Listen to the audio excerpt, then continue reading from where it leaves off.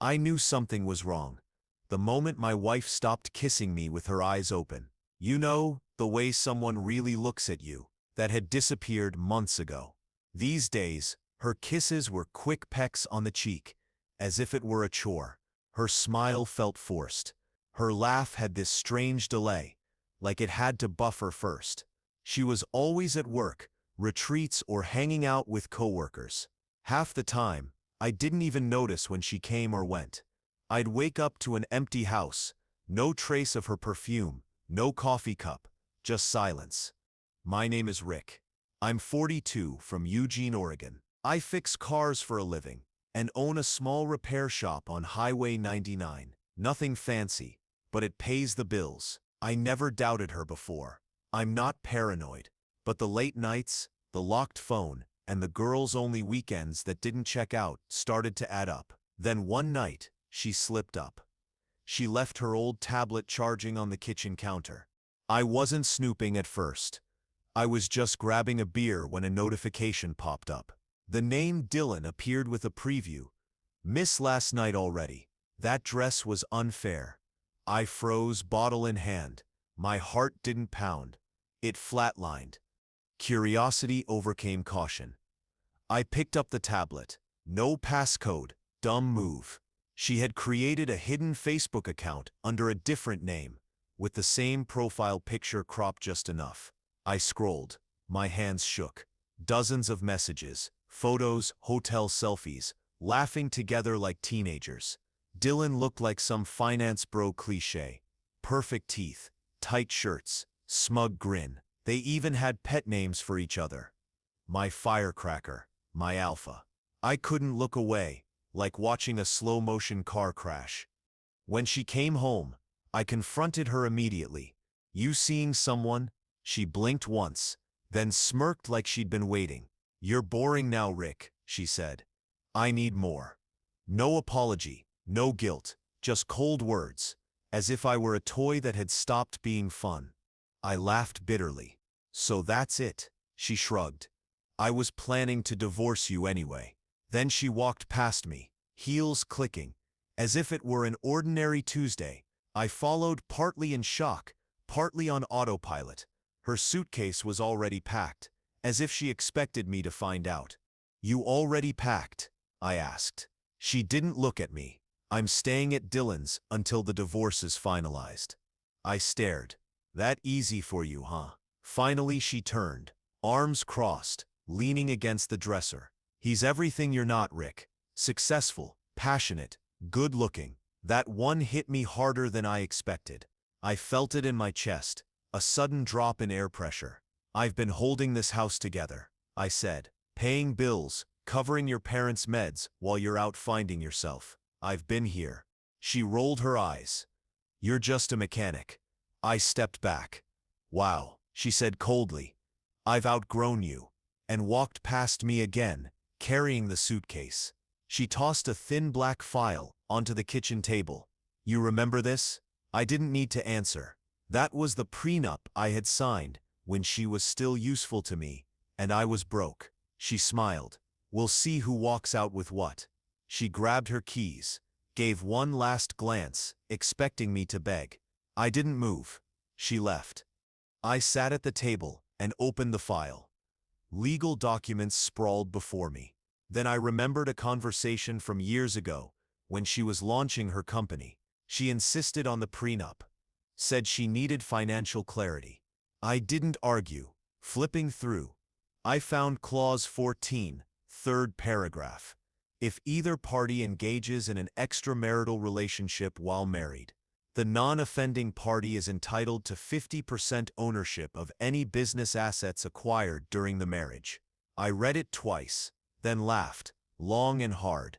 She had included that clause to protect herself, expecting me to be the one who would cheat. She never imagined I'd be the one cashing in.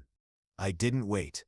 I packed my clothes, toolbox, and the unused coffee maker, and moved into my brother's old place across town. Small, dusty, but no trace of her. That night, I slept like a rock. Next morning, I texted her, took my boring face, and left your fancy house. Enjoy. She responded quickly. Already got a lawyer. Lance Mayers. Look him up. You're screwed. I did. Sleek suit, buzzword-filled website.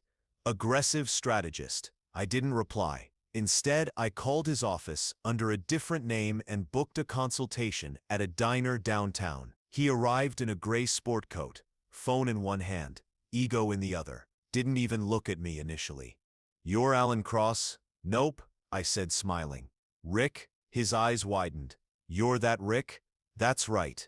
He sank into the seat, like the air got heavier. I slid the envelope across the table. Your client broke a prenup clause. He stared, then opened it. Inside the prenup with clause 14, highlighted text screenshots with Dylan hotel photos and receipts, all time-stamped during our marriage. He exhaled. This changes things. She didn't disclose any of this. She expected to bury you in court. You still planning to fight? No answer. Just a long rub of his eyes. I need to reassess her case, he muttered. I left him there, with the folder. A few days later, my phone rang while I was elbow-deep in a busted Ford, unknown number. I answered. What did you say to Lance? Her voice, sharp enough to slice concrete. Good morning to you too, I said, stepping outside the bay doors. Don't set play dumb, Rick. He dropped me. No warning, said he can set represent me in good faith. What did you do? I leaned against the wall, sunlight on my face. Just told him the truth. The truth? She snapped. You start manipulating the system. Nope, I said. You wrote the prenup. You added the cheating clause. I just read it. She went quiet for a moment. I pictured her pacing. Probably at Dylan's condo if he still welcomed her. You always twist things, she hissed. You stir not going to win. I don't twist anything. You did. I stepped just holding up a mirror. She exploded. You want to ruin me? Blow up everything I built? I didn't answer. I didn't need to. I'd already heard the whispers. Mason's wife worked in her building. People were talking. Some even said Dylan was pulling back once he caught wind of it. Gold diggers don't like sharing profits. You're being vindictive, she said, her tone dipping into fake sadness. After everything we had, I laughed. We can fix this, she pressed. We were happy once. Don't act like none of it meant anything. This isn't about feelings, I said. It's about consequences. I messed up. Okay, but we can talk.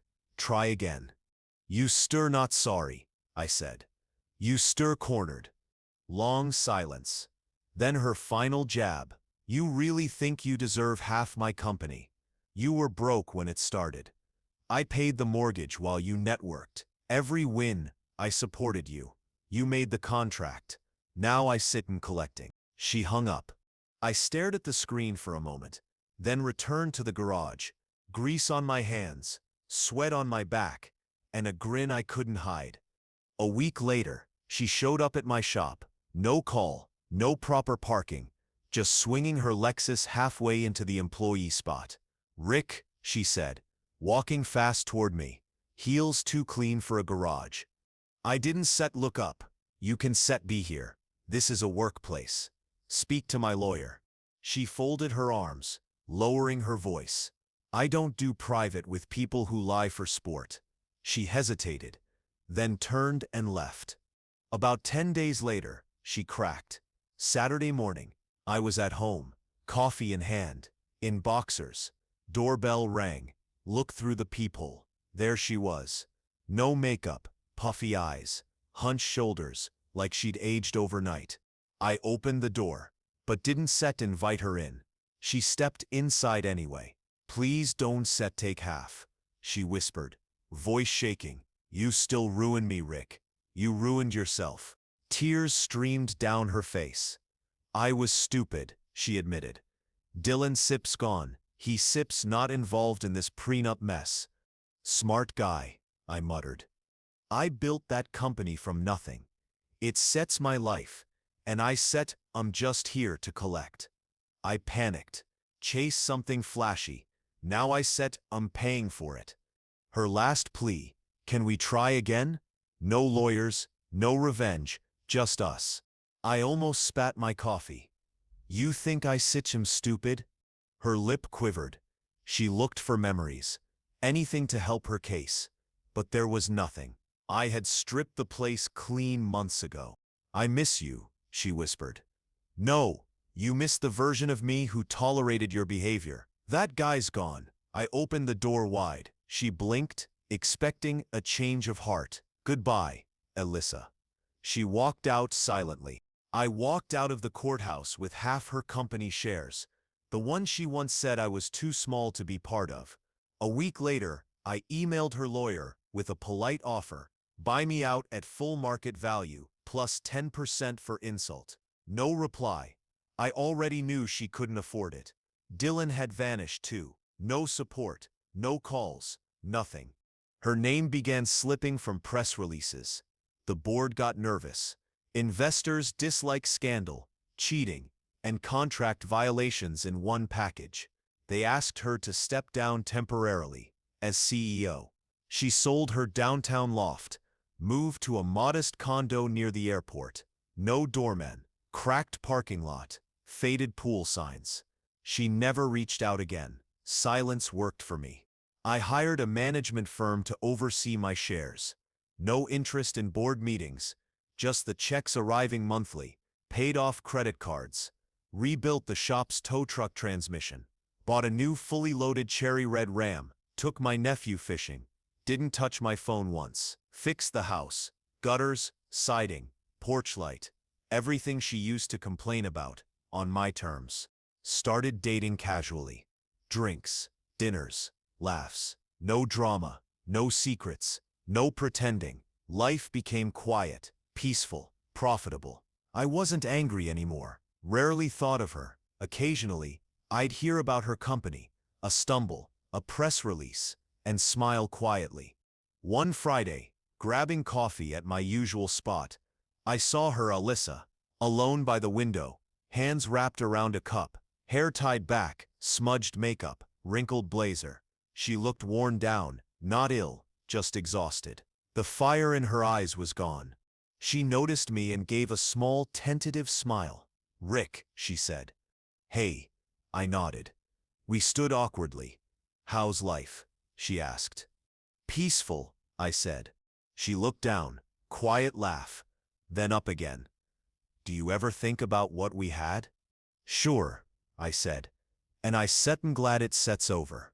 She nodded slowly. "You look good, Rick." "Yeah, I sleep fine now," I said. She flinched slightly, but stayed silent, staring at her cup. No need to drag it out. I picked up my coffee, stepped outside. Cold air hit me. I breathed deep, shoulders lighter, weight lifted. She had once had everything: the money, the company, the power, me. But I had moved on.